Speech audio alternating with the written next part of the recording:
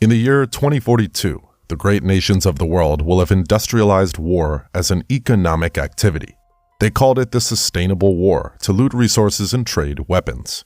In AD 2045, Major Matoko Kusanagi is riding through the deserted city of Palm Springs, Los Angeles, putting down renegade groups of war rebels.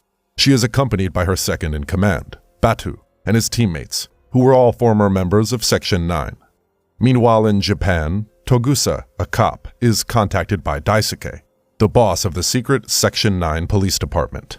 The boss wants him to go to America as a favor for him and meet up with the Major and the original members of Section 9, who are carrying out a secret operation in America.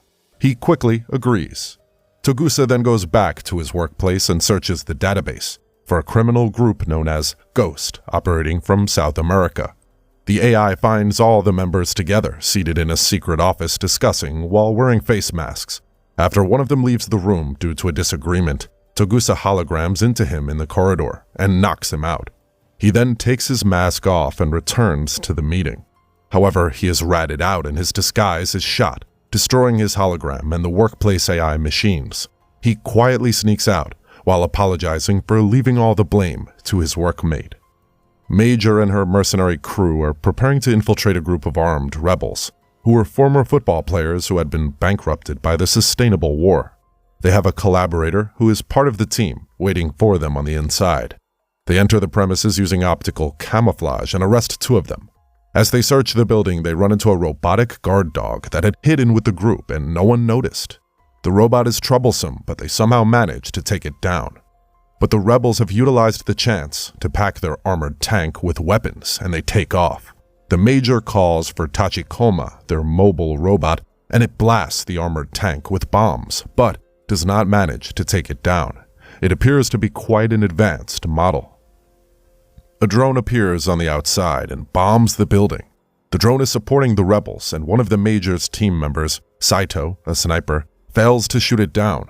The team engages in a deadly fight with the drone. The Major notices that it cannot see through optical camouflage, and they immediately change to optical camouflage. Tachikoma manages to lurch onto the drone, lessening its height. The Major, too, manages to lurch onto it and shoots one of its wings, bringing it down.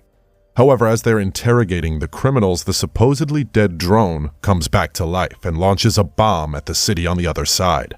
The team looks on helplessly, remarking that they have failed their mission. Soon a mysterious man, calling himself Alexander, appears, leading a team of cyborg soldiers to apprehend them. The Major warns Tachikoma to stay hidden, and then they give themselves up.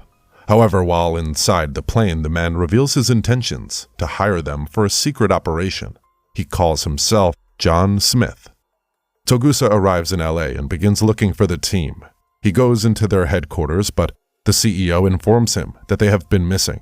He informs his Daisuke of this before heading to the building looking for them. The Major and her team are taken to the site of their new operation.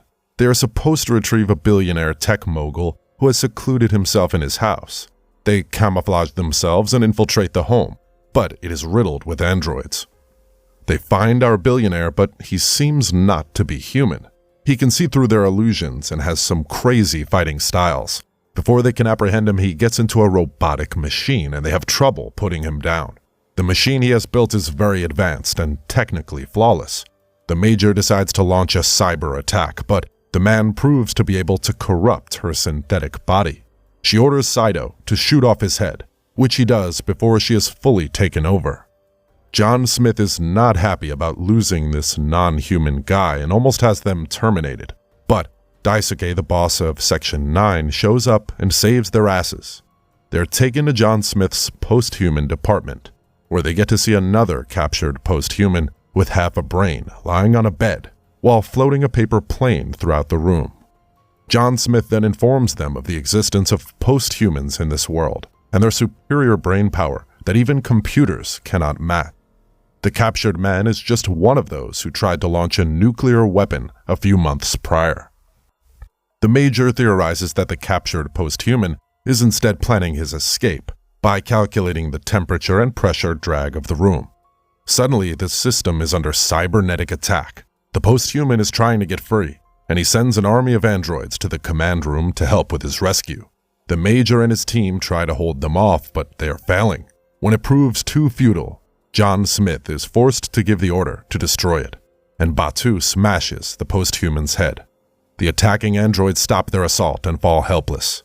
The team, led by Daisuke, including John Smith, returned to Japan.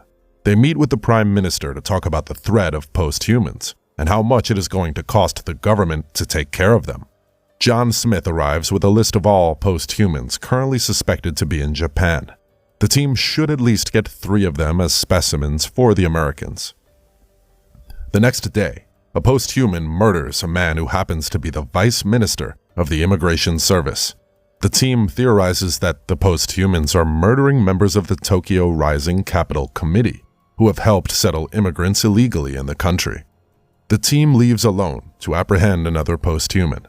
Purin, the new hire, is left behind to look for other Post-Humans. He finds a curious case of a man who died in an airport after his brain was fried. He finds a young, fat man whom she thinks is the culprit, named Kogure, and threatens him into telling him what he knows. He then tells her that he was only able to see how the man in the airport had died after signing into a game called Think Paul. Before he continues, the true mastermind reveals himself, taking over Kogure's body. He brings Parin to another reality and tells her how the game is a social justice system that punishes unfairness in society. But the Major, Batu, and Togusa track the signal to a teenager's house. The young man confesses that he developed the game Think Paul, but he only used a code he found on his school server. Major theorizes that the real mastermind is the one who wrote the code and is in the same school. Major and Togusa go to the home of the last suspected student, Takashi Shimamura, who is suspected of writing the code, but while talking to his mother, Takashi realizes they are at his home, and he did not show himself on his way from school. The Major informs the mother that her son has changed since he got that fever, and she is heartbroken and breaks down in tears. Togusa is at the Section 9 station, digging up old memories of Takashi, and when he sees a particular memory, he is attacked by the Post-Human virus. Luckily, Ishikawa saves him.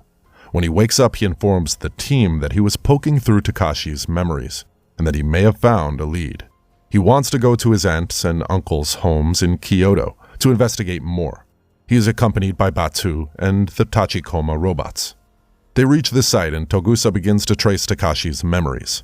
He sees how there was once a weird, armed guy who lived alone in the woods in Kyoto a long time ago. How the war started, how Post-Humans killed his young sister Yuzu, and how they were saved by the same old man.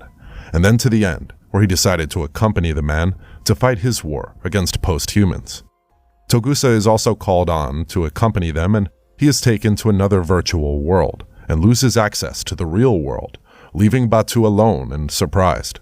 The Post-Human boxer attacks the Prime Minister's father-in-law and kills him. The Prime Minister returns home to his family to check on his wife and is attacked by the boxer who had been waiting. Luckily, he is saved by the Major, who had been after the boxer too. They get into a fistfight and the Major manages to take down the boxer Post-Human. The Americans airlift the specimen while the Prime Minister promises to uphold his oath to help the country without compromising his integrity. After that, Batu is at the headquarters, fixing the Tachikomas when he gets a call from Togusa. Togusa is in a different world, and he calls to let Batu know how great and real the place he is at is. The film ends with the Major going back to hunting criminals in Japan as before. Thrilling film comes to an end.